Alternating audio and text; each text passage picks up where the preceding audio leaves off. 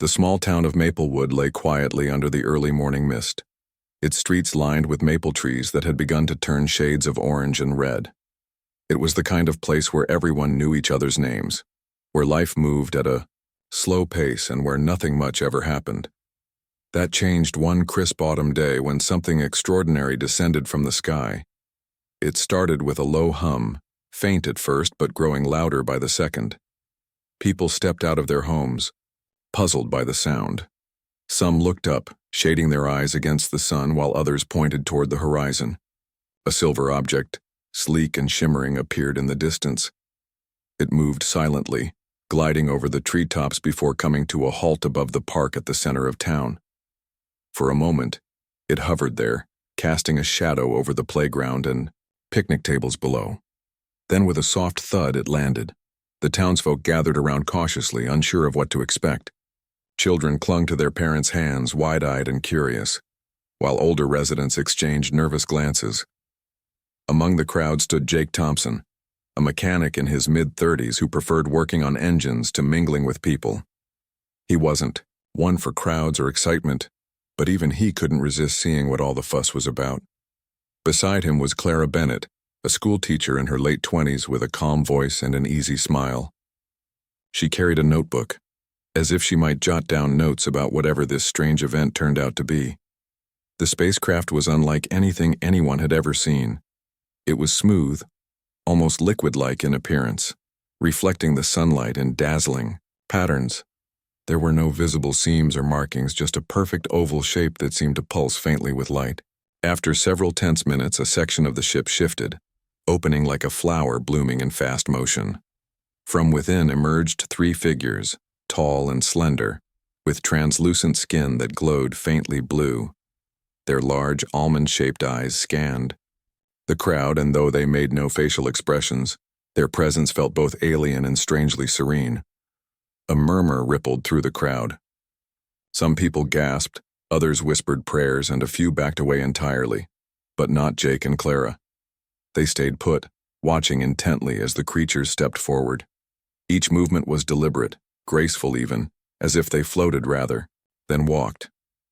One of them raised a long, thin arm and emitted a series of melodic tones that echoed across the park.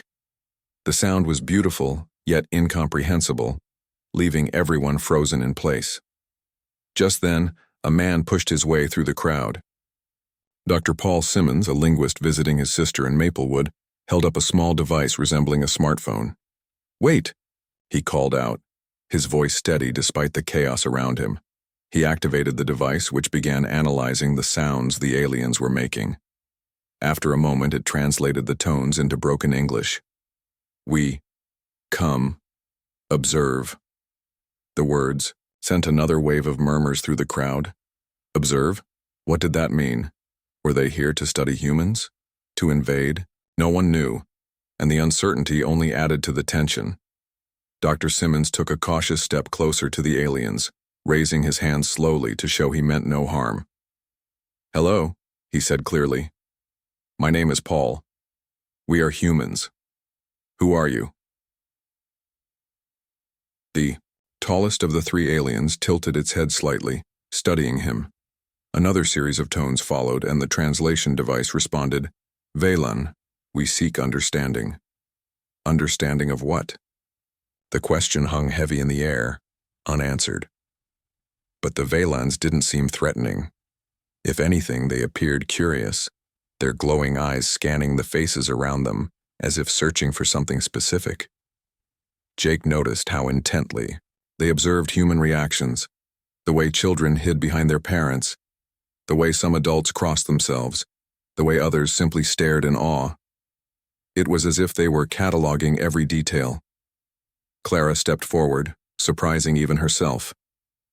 "Why do you want to understand us?" she asked, her voice steady despite the knot forming in her stomach. The Velans turned their attention to her, and the same musical tones filled the air. This time, the device struggled to translate, spitting out fragmented phrases like connection and emotions. Whatever the Velans were looking for, it seemed tied to how humans interacted with one another. Jake frowned, feeling uneasy. He wasn't used to being part of something so surreal, let alone standing face to face with beings from another world. Still, curiosity got the better of him. "What kind of connection?" he asked, his deep voice cutting through the murmurs of the crowd. The Valens didn't respond directly, but one of them gestured toward the group as if inviting them to explain. Dr. Simmons glanced at Jake and Clara, sensing they were willing to engage further. "They're asking questions we can't fully answer yet," he said. "But maybe we can help them understand. Would you two be willing to assist?" Jake hesitated. He wasn't exactly the outgoing type, and the idea of explaining human behavior to aliens sounded ridiculous. But Clara nodded without hesitation. "If it helps keep things peaceful, then yes," she said firmly. Jake sighed, realizing he couldn't very well back out now.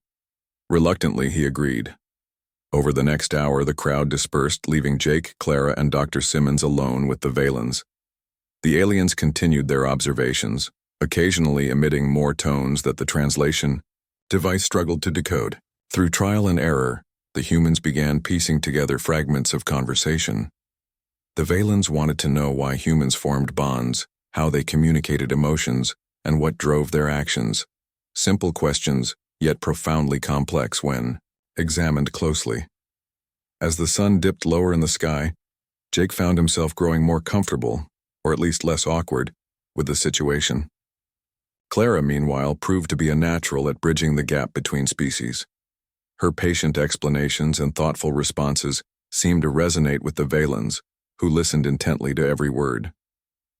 By the time night fell, the trio had established a tentative rapport with their otherworldly visitors, but as Jake walked home later that evening, he couldn't shake the feeling that this was only the beginning. The Valens' curiosity was insatiable, and their presence raised more questions than answers. What did they truly hope to learn? And what would happen once they got their answers? For now, all Jake could do was wait and prepare himself for whatever came next. The next morning, Jake and Clara met at the park again, this time joined by Dr. Simmons and a small group of townsfolk who had volunteered to assist with the aliens. The Valens were already waiting, their glowing forms standing motionless near their ship. They seemed to have no need for sleep, or if they did, it was something humans couldn't perceive. As the group approached, one of the Valens emitted a series of melodic tones, which the translation device quickly interpreted. "Continue." Clara exchanged a glance with Jake. She could tell he was still uneasy about the whole situation, but she appreciated his willingness to help. "Okay," she said aloud, addressing the aliens. "What do you want to know today?" The tallest Valen stepped forward, its translucent skin shimmering faintly in the sunlight. It raised a long, slender arm and pointed toward Clara. The device translated its response. "Explain connection." Clara hesitated for a moment, unsure how to begin.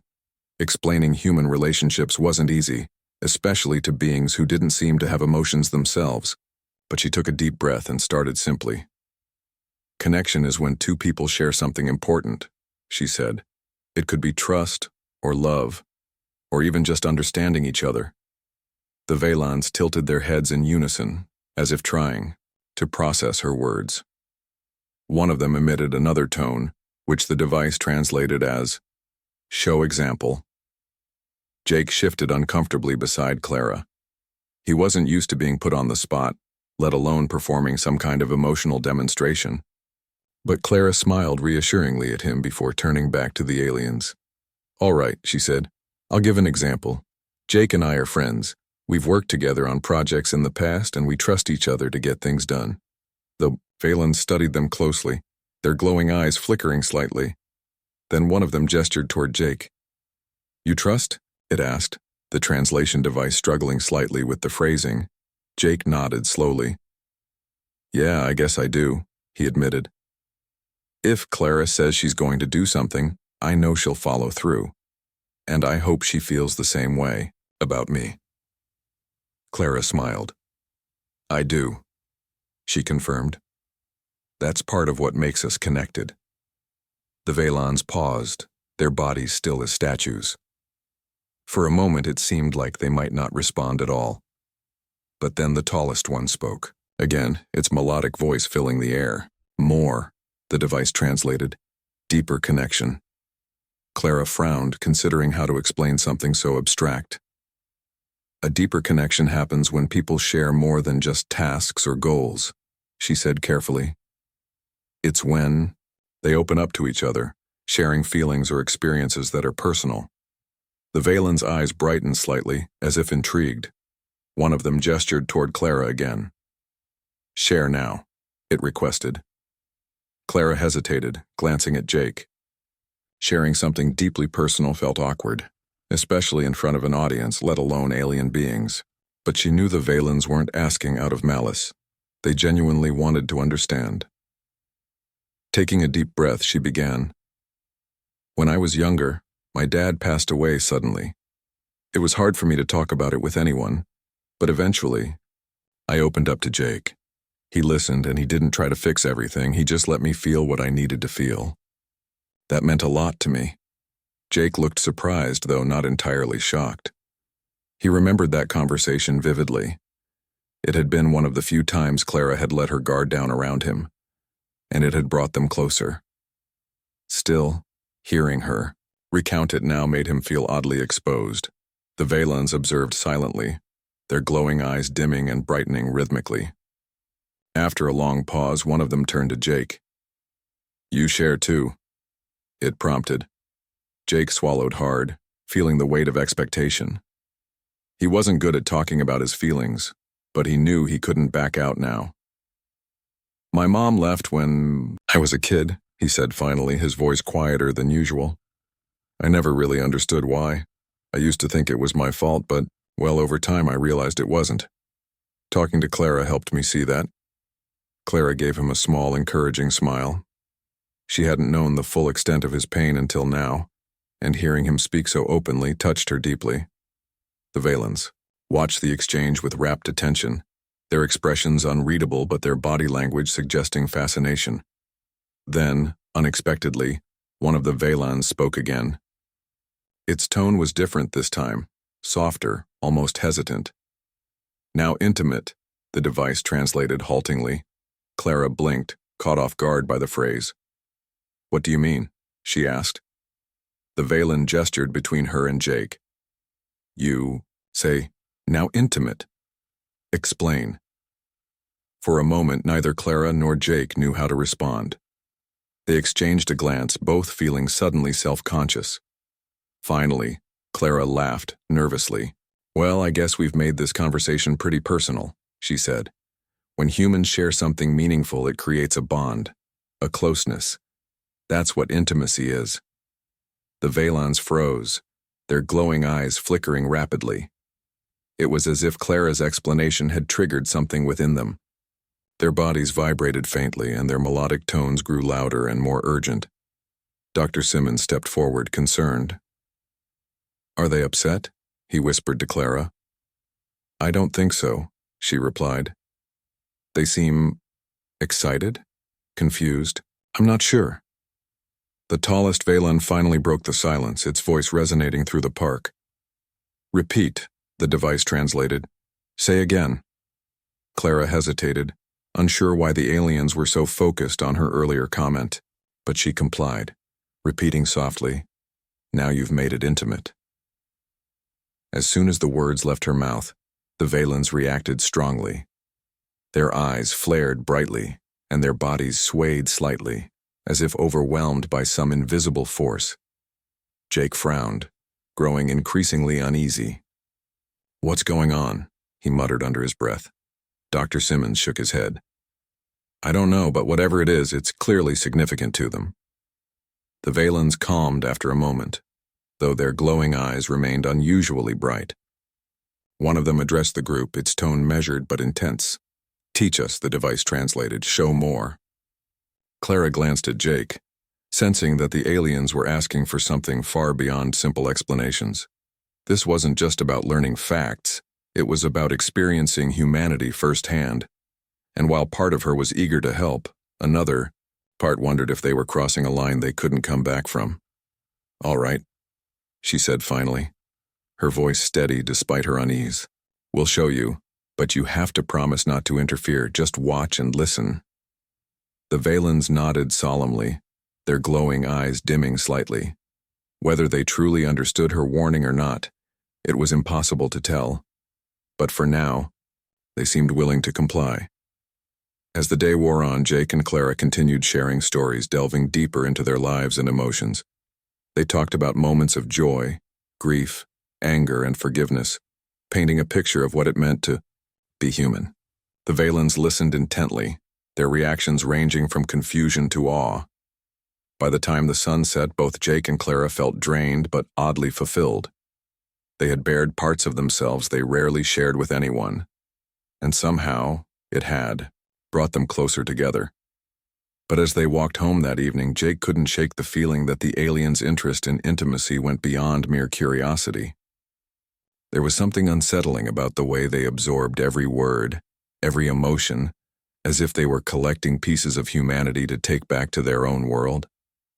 Whatever their intentions, Jake knew one thing for certain. The Valens' presence had changed Maplewood, and possibly the world, forever. The following days passed quickly as Jake and Clara continued their sessions with the Valens. Each meeting brought new questions, deeper conversations, and moments that tested the limits of human vulnerability. The aliens seemed insatiable in their curiosity, pushing for examples of emotions and interactions that were increasingly personal. What started as simple explanations had evolved into something far more intense. One afternoon, beneath the shade of a large oak tree near the park, Clara recounted a story about a former student who had struggled with bullying. She described how the boy had come to her crying one day, too ashamed to tell anyone else what was happening. "He felt alone," she said, her voice soft but steady. "But I told him he wasn't. I promised to help him find a way through it." Jake listened quietly, watching as the Valens leaned closer, their glowing eyes fixed on Clara. They didn't interrupt or ask questions this time. They simply absorbed her words like sponges soaking up water. When she finished, one of them tilted its head slightly, its melodic tones filling the air. The translation device interpreted, "Why promise?" Clara paused, considering the question. "Because sometimes people need to hear they're not alone," she explained. "A promise gives them hope. It's a way of showing you care." The Valens exchanged a series of rapid tones among themselves before turning back to Clara. Their interest in promises, and the weight humans placed on them, seemed almost childlike in its simplicity. Yet there was an underlying seriousness to their inquiries, as if understanding such concepts might unlock something vital for their own species. As the discussion shifted, Jake found himself drawn into the conversation. The Valens asked him to share another personal experience, something that involved conflict or resolution.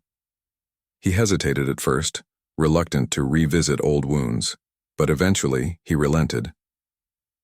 "There was a guy at work once," he began, his voice low. "We didn't see eye to eye on anything. Every project we worked on turned into an argument. Eventually, I stopped talking to him altogether." The Valens watched intently, their bodies swaying faintly as if responding to his tone. One of them gestured for him to continue. "What happened?" the device translated. Jake sighed, rubbing the back of his neck. "One day we got stuck working late together. No one else was around, so we had no choice but to talk. Turns out he wasn't as bad as I thought. We figured out our differences weren't worth all the fighting. After that, things got better between us." The tallest Valen emitted a series of tones, which the device struggled to translate fully. Something about resolution and forgiveness came through, though the exact phrasing remained unclear. Still, Jake could tell the aliens were intrigued by the idea of resolving conflicts without resorting to aggression, a concept foreign to their own society, perhaps. Clara chimed in then, adding her perspective. "Forgiveness is hard," she admitted. "It doesn't mean forgetting what happened or pretending everything is fine, but it means letting go of anger so you can move forward." The Valens processed her words silently, their glowing eyes dimming and brightening rhythmically. Then one of them spoke again, its tone softer than before. "Show forgiveness," the device translated haltingly. Jake and Clara exchanged a glance, unsure how to demonstrate something so abstract. Finally, Clara turned to Jake. Remember when I borrowed your truck last year and accidentally scratched the door? You were mad, but you forgave me anyway. Jake chuckled despite himself. Yeah, I remember. It took a while, though. Clara smiled sheepishly. True, but you let it go because you knew I didn't do it on purpose. The Valens observed the exchange closely, their expressions unreadable but their attention unwavering. For a moment, it felt like the entire world had narrowed down to just the two humans and their alien audience. The air grew heavy with unspoken emotions, and both Jake and Clara felt exposed in a way they hadn't anticipated. Then, unexpectedly, the tallest Velan stepped forward. Its melodic tones filled the space around them, resonating deeply. The translation device struggled to keep up, spitting out fragmented phrases. Human. Connection. Powerful. Another tone followed, translated as intimacy. Changes. Clara frowned, trying to make sense of the statement. What do you mean, intimacy changes? She asked cautiously. The Valens didn't respond directly. Instead, they began emitting a series of complex tones, their bodies vibrating faintly. It was as if they were communicating among themselves, or perhaps with some unseen force. Jake felt a chill run down his spine. Something's not right, he muttered under his breath. Dr. Simmons, who had been observing from a distance, hurried over. What's going on? He asked, concern etched on his face. I don't know, Clara replied, but they're acting strange. Before anyone could say more, the Valens turned their attention back to Jake and Clara. Their glowing eyes flared brightly and their melodic tones grew louder, almost overwhelming. The translation device fizzled out entirely, unable to keep up with the rapid-fire exchange. Whatever the aliens were saying, or doing, it was clear they were reaching the limits of their patience. Suddenly, one of the Valens extended a long, slender arm toward Clara. Its fingers brushed against her shoulder lightly, sending a jolt of energy coursing through her body. She gasped, stumbling backward. Jake reached out instinctively to steady her, but the same sensation struck him moments later.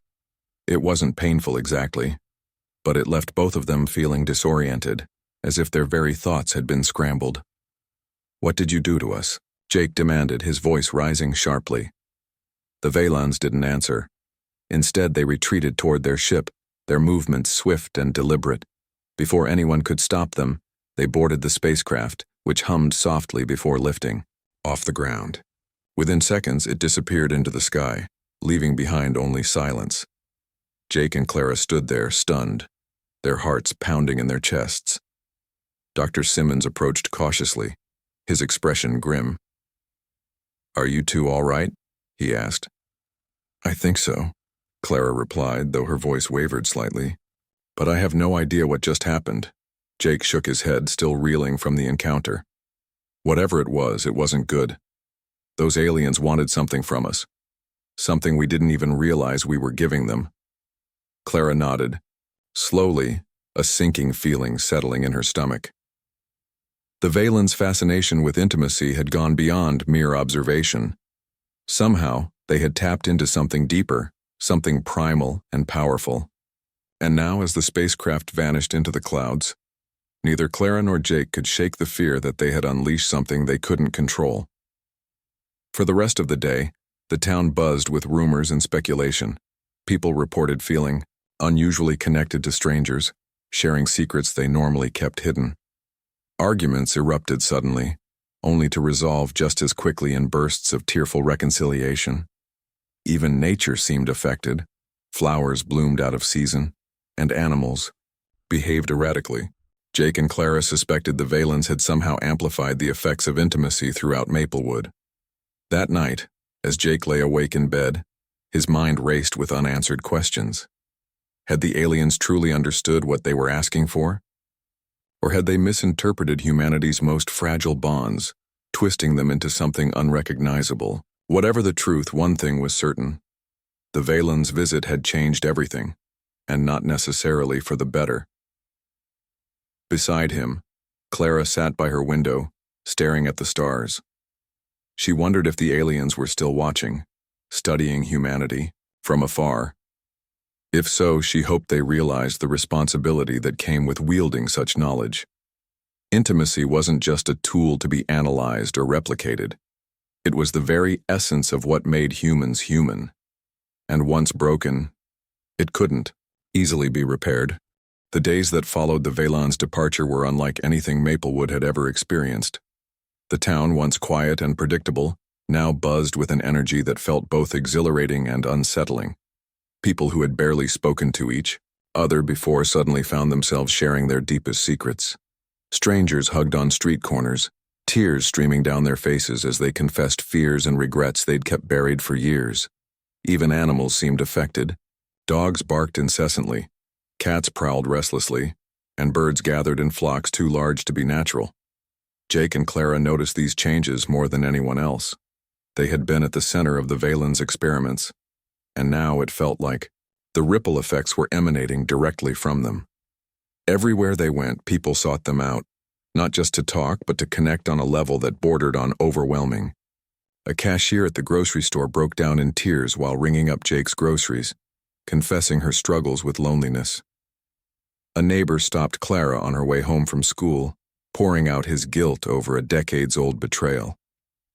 It was as if the entire town had been stripped of its emotional barriers, leaving everyone raw and exposed. Dr. Simmons tried to make sense of what was happening.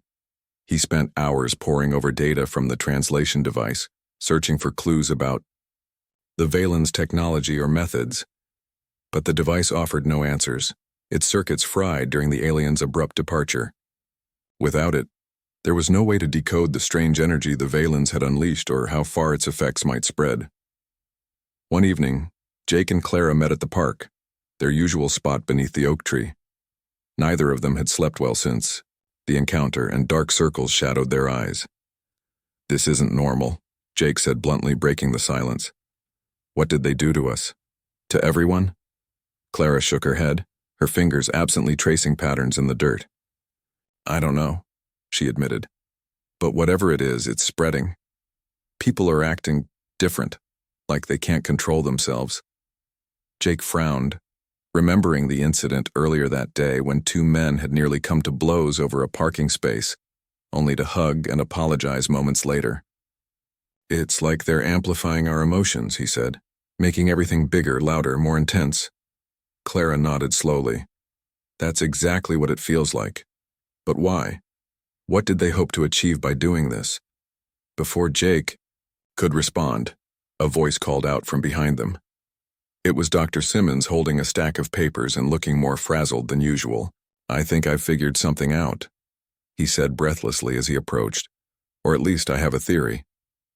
Jake and Clara exchanged a glance before turning their attention to him. "Go on," Clara urged. Dr. Simmons sat down on the grass beside them, spreading the papers across his lap. "From what I've pieced together, the Vaylons weren't just observing us, they were experimenting. Their interest in intimacy wasn't just academic. They wanted to understand it so they could replicate it." "Replicate it?" Jake echoed, his brow furrowing. "You mean like copying it for themselves?" "Exactly," Dr. Simmons replied. "Their society lacks emotional depth, which makes them, well, incomplete in a way. They saw humanity's ability to form deep connections as something extraordinary, something worth studying and maybe even stealing." Clara's stomach churned at the thought. "Stealing?" she repeated. "How could they steal something like that?" Dr. Simmons hesitated, choosing his words carefully. "Think about it. When they touched you two, they must have extracted some kind of essence. Maybe not physically, but energetically. Whatever it was, it seems to have triggered these changes in the town." Jake clenched his fists, anger rising in his chest. "So we're just lab rats to them? Guinea pigs for their experiments?" "In a way, yes," Dr. Simmons admitted. "But it's worse than that. If my theory is correct, they didn't just take a sample, they amplified it. They turned your experiences into a kind of emotional signal, broadcasting it throughout the town." Clara shuddered, wrapping her arms around herself. "That explains why everyone's acting like this. Why they're feeling things so strongly." Dr. Simmons nodded grimly. And if the signal keeps spreading unchecked, it could affect more than just Maplewood.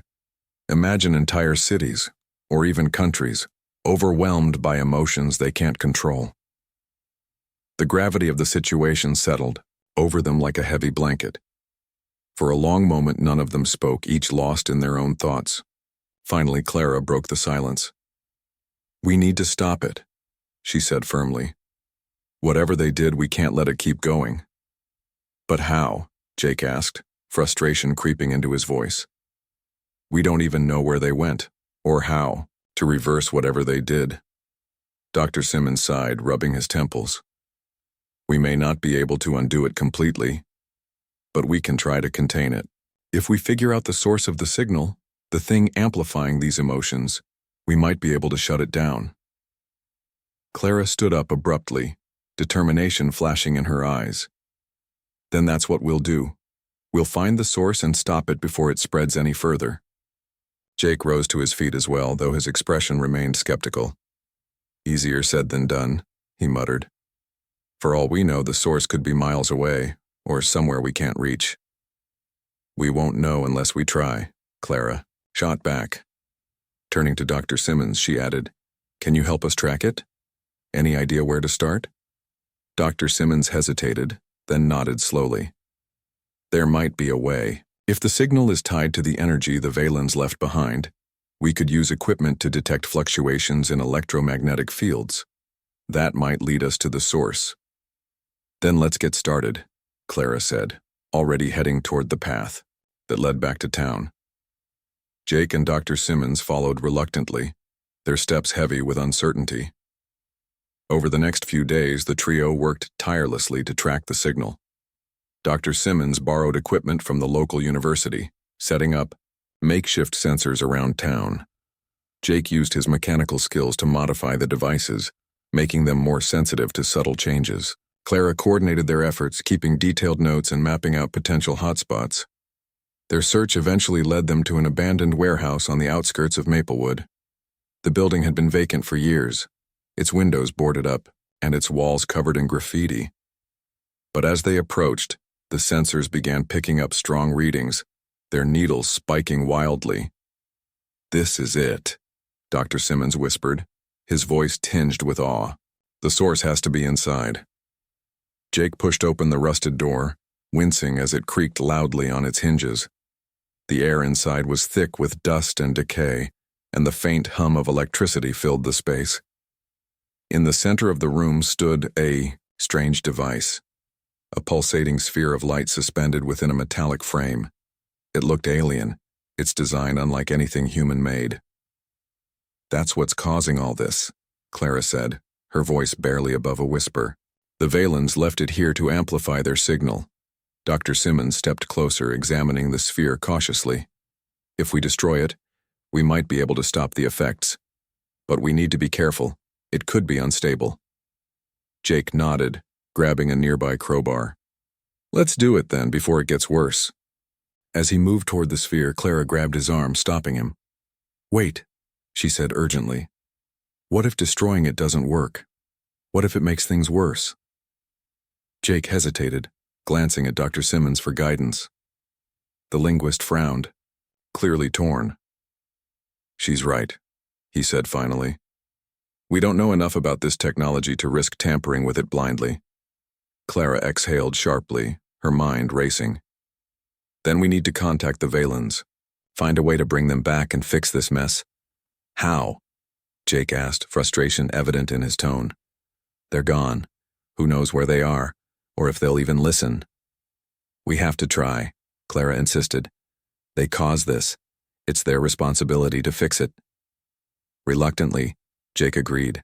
Together, they devised a plan to send a message to the Valens, using the same frequencies their ship had emitted during its landing. Setting up a transmitter near the warehouse, they broadcast a simple plea. "Help us. Your actions have consequences." For hours they waited anxiously, unsure if their message would reach its intended recipients. Just as hope began to fade, the sky darkened, and a familiar hum filled the air. Moments later, the Valens ship descended once more, landing silently in the field outside town. When the aliens emerged, their glowing eyes dimmed slightly, as if acknowledging their mistake. One of them stepped forward, emitting a series of melodic tones.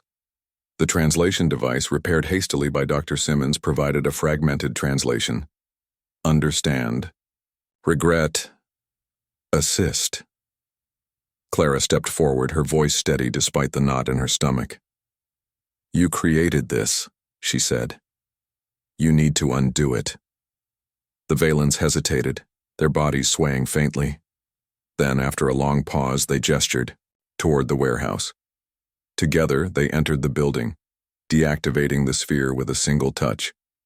As the light faded, the oppressive weight of amplified emotions lifted, leaving the town and its people feeling lighter, calmer. Though, relieved, Jake and Clara couldn't shake the lingering unease.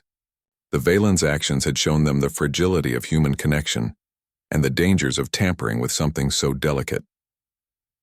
As the aliens prepared to leave once more, Clara spoke up. Promise us one thing, she said firmly. Don't interfere again. Learn from us, but respect our boundaries. The Valens tilted their heads, considering her words. Then, with a final melodic tone, they boarded their ship and vanished into the stars. The days after the Valens' second departure felt quieter, almost too quiet. The oppressive weight of amplified emotions had lifted, leaving Maplewood's residents with a strange sense of relief and exhaustion. Conversations that had once been filled with raw honesty now returned to their usual rhythm, though some people still carried the lingering effects of what they had shared during those intense days. Relationships had shifted. Old grudges dissolved, new bonds formed, and others tested under the strain of sudden vulnerability. Jake and Clara found themselves at the center of it all, not because they sought attention, but because everyone knew they had been closest to the aliens. People stopped them on the street to ask questions or thank them for helping resolve the chaos. Some even asked if they thought the Valens would return. Jake usually shrugged off such inquiries, uncomfortable with the spotlight, while Clara offered gentle reassurances. They won't be back, she told anyone who asked. Not unless we invite them. But despite her calm demeanor, Clara couldn't shake the feeling that something fundamental had changed, not just in Maplewood, but within herself. She and Jake had grown closer through the ordeal, their shared experiences forging a bond neither could deny. Yet there was also an unspoken tension between them, as if both were waiting for the other to acknowledge what had happened.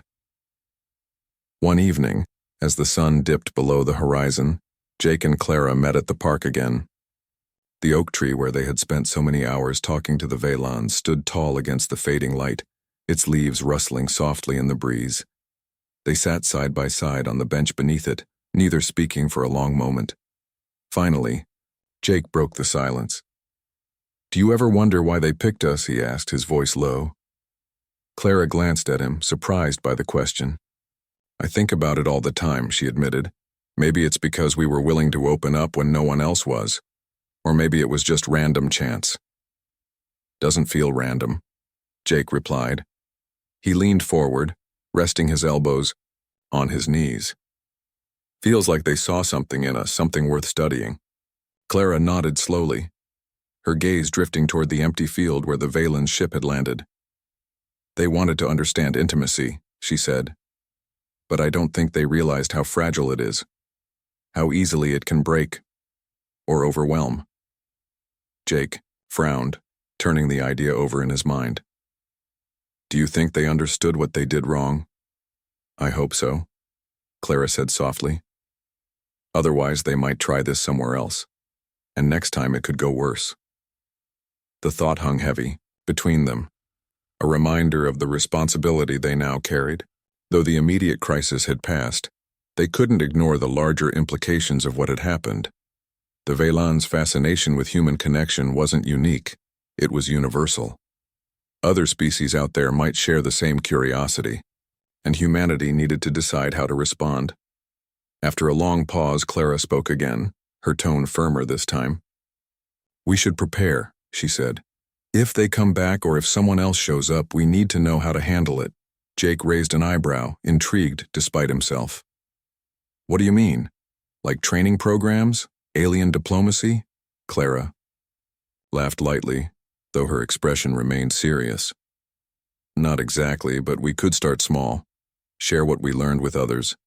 Teach people how to protect themselves without shutting down completely. Jake considered her words, nodding. Slowly, you're right. We can't control whether they'll come back, but we can control how we react. Over the following weeks, Jake and Clara worked together to document their experiences with the Valens. With Dr. Simmons's help, they compiled notes, recordings, and observations into a comprehensive report. They avoided sensationalizing the events, focusing instead on practical advice: how to recognize signs of emotional manipulation, how to maintain boundaries, and how to communicate clearly under pressure. Their goal wasn't to instill fear, but to empower others. Word of their efforts spread quickly through Maplewood. At first, only a handful of curious residents attended their informal meetings, held in the community center. But as word got out, more people joined: teachers, parents, business owners, even teenagers eager to learn. Clara led most of the discussions, her calm demeanor putting everyone at ease, while Jake contributed practical insights from his mechanical background, emphasizing the importance of preparation and adaptability. One night, after a particularly lively session, Clara stayed behind to tidy up the room. Jake lingered nearby, stacking chairs and folding tables.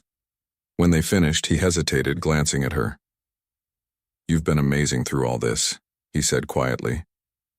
"I don't think I've ever seen anyone handle something so crazy with so much grace." Clara smiled, touched by his words. "We make a good team," she replied simply. "You keep me grounded, and I push you to step outside your comfort zone." Jake chuckled, scratching the back of his neck. "Yeah, well, I guess we balance each other out." For a moment they stood there in comfortable silence, the weight of everything they had been through settling between them. Then Jake cleared his throat, shifting slightly. "About what happened with the Valens," he began. "I know things got pretty personal, and I just want to say, I'm glad it was you I went through it with." Clara's smile softened, warmth spreading through her chest. "Me too," she said. "It wasn't easy, but I think we're stronger for it." As they walked home together under the starlit sky, the streets of Maplewood felt different somehow. Quieter, yes, but also richer, with stories, lessons, and connections that hadn't existed before. The Valens' visit had left an indelible mark on the town, forcing its residents to confront the complexities of human emotion in ways they never expected. But it had also reminded them of their resilience, their capacity to adapt, and their ability to find meaning in even the strangest of circumstances. Somewhere among the stars, the Valens continued their journey, carrying fragments of humanity's essence with them. Whether they fully understood what they had witnessed remained uncertain. But perhaps in time they would come to appreciate the delicate balance of trust, vulnerability, and connection that made humans truly remarkable. Back on Earth, life moved forward. Jake returned to his garage, fixing cars with renewed focus. Clara resumed teaching, her classroom buzzing with energy as students embraced newfound confidence in expressing themselves. And though the memory of the Valens lingered like a distant dream, it no longer haunted them. Instead, it served as a reminder, a testament to the power of understanding, the importance of boundaries, and the beauty of intimacy, cherished, not taken for granted. In the end, Maplewood wasn't the same as it had been before. But maybe, just maybe, it was better.